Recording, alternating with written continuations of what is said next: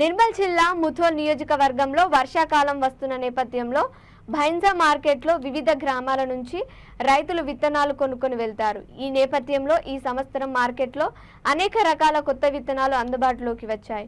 రైతులు ఏ విత్తనాలు కొనాలో అర్థం కాని అయోమయ స్థితిలో ఉన్నారు.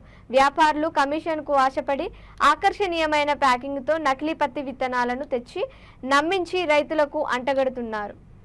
నకిలీ విత్తనాల కట్టడికి వ్యవసాయ, పోలీసు శాఖలు సంయుక్తంగా ఎటువంటి చర్యలు చేపట్టడం లేదని రైతులు వాపోతున్నారు.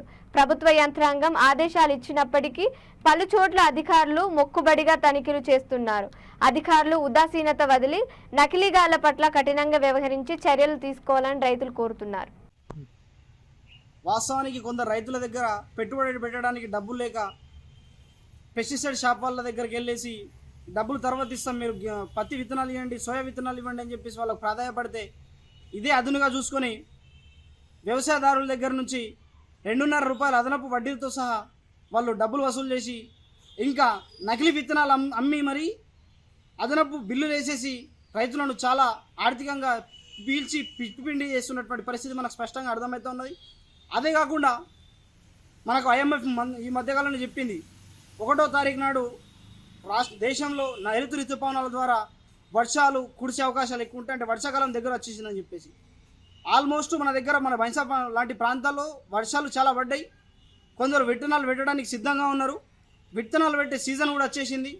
మార్కెట్లో కూడా చాలా రకాల కొత్త కంపెనీల సీడ్స్ కూడా వచ్చినాయి. ఆ సీడ్స్ మరి ఎవి వాస్తవానికి ఎవి ఒరిజినల్ ఎవి డూప్లికేట్ అనే సంశయంలో రైతులు ఉన్నారు. ఇట్లాంటి పరిస్థితులలో ఉన్నటువంటి వ్యవసాయ శాఖ అధికారుల ప్రధాన పని ఏంటంటే షాపులలోకి వెళ్ళేసి తనిఖీలు నిర్వహించి ఏ విత్తనాలు మరి ఒరిజినల్ ఏ విత్తనాలు డూప్లికేట్ అని చెప్పేసి వీళ్ళు అనాలిసిస్ చేసి ప్రజల ముందు వాస్తవాలు చెప్పాల్సినటువంటి అవసరం ఎంతైనా ఉన్నది. కానీ అధికారులు కొందరు, అందరు కాకుండా కొందరు నిమ్మకు నీరెత్తినట్టు వ్యవహరించి కార్యాలయాల్లో కూర్చొని ఎండాకాలం కాబట్టి చల్లగా కూలర్ కూడా కూర్చొని కాలాయపాలు చేస్తున్నారు తప్ప వాస్తవానికి అక్కడ వెళ్ళేసి క్షేత్రస్థాయి పరిశీలన చేస్తలేరు.